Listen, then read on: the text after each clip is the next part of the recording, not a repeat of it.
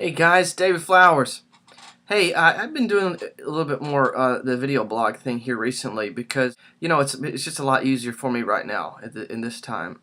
Many of you know that have been following faithfully and reading and watching know that I'm in this situation where I'm looking for a job, and using all of my spare time to do that, and specifically looking for a pastor job. That's where my heart's at. That's what I feel like that I'm supposed to be doing. I originally intended on planting a church, but those doors haven't opened yet, and so I'm looking elsewhere. I'm just open to the Lord. That's the kind of guy I am, open. So really, the last video blog I did, the next big thing, this kind of goes along with that. You know, I also have written a blog not long ago called "Talking to Jesus on the Back Porch" that would help make some sense of where I'm going with this post.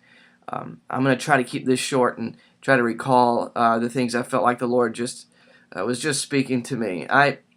In that post, "Talking to Jesus on the Back Porch," I discussed the practice of imaginative prayer. It's something I've been doing for the last couple of years or so. And really what that entails, in a nutshell, is using a disciplined imagination to see the Lord, to commune with the Lord, to meet with the Lord, to talk to the Lord, and for Him to speak to you as well. And really to use the imagination, open up the mind, and let the Lord speak to you through your thoughts.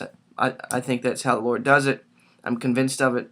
I remember several years ago where I was wrestling with, is that my thoughts or is that the Lord speaking to me? And I just finally just said, you know what? The Lord is big enough that I can trust Him with my mind, with my thoughts, with my soul, that this is the way that the Lord speaks. So it's been a practice of mine to meet with the Lord on the back porch when I can. My back porch through the yard, over the fence, I have reserve forest. So it's really just the nature just reminds me of the Lord's presence. It's very peaceful. It's very secluded. And today I went on the back porch. It's a little too warm to use the chimney. Usually I do that and grab a cup of coffee. So this time I had my lemonade and my Bible.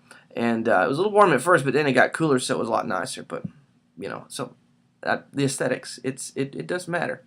So I opened up the scriptures to the Psalms, and I just began to read the Psalms, to just dwell on the Psalms. I started with Psalm 23 and just kind of made my way through some of my favorite Psalms, meditating on those and praying those Psalms, let it really sort of absorb into my soul and calm my mind. After doing that for half an hour or so, I just closed my eyes and looked where I normally would at my chimney and usually would have a fire going. But at this point, what I began to do, and I've talked about this in the Talking to Jesus on the Back Porch, the first time I did this, I didn't really plan it this way, but I looked into the fire, and I could then see myself on a beach at dusk and feel the fire as I closed my eyes,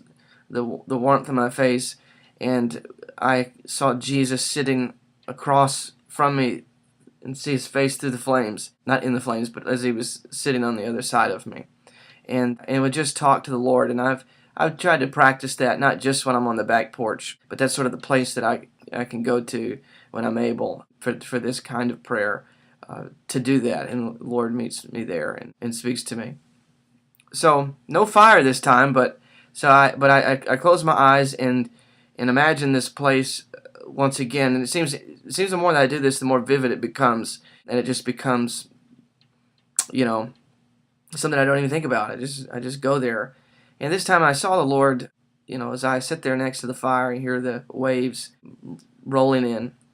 I see the Lord walking along the beach, just along the water's edge.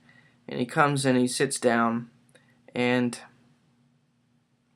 he smiles at me, and I began just to open up my heart to Him, my worries, my fears, my concerns, my dreams and visions, and I just sensed that the Lord was telling me to give those things to Him. And of course, that's something that I know He's been speaking to me apart from uh, a prayer like this. Um, so I just said to Him, Lord, how do I do that? And He said, throw it in the fire. That's the first time the Lord in this uh, in this scene has ever asked me to throw something in the fire in front of me. So I thought to myself, well, throw it in the fire. He said, yes, throw it in the fire. I said, well, won't that destroy it? And I've sensed the Lord telling me, well, it's destroying you. Better for it to be thrown in the fire and destroyed than it destroy you. I am enough. I'm all that you ever need. You know, reflecting on that thrown in the fire also feel like fire not only destroys, and what does it destroy? It destroys those things that are impure, those things, it burns away those things which are not born of the Lord, those things that are flesh, those dream visions, desires wrapped up with the worry, the anxiety, the concerns of life.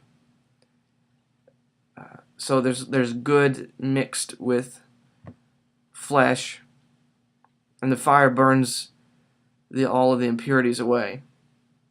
So there's something to that. I felt like I threw it in the fire. Well, why did I throw it in the fire? I didn't see anything, but I motioned to throw this into the fire. I even heard a crackling. Then I felt the Lord telling me that He was working on my behalf, and I can continue to trust Him. I think I've given it to Him. And I sense that if I want to try to get it back, what I've placed in the fire, I'll have to just dig through the ashes.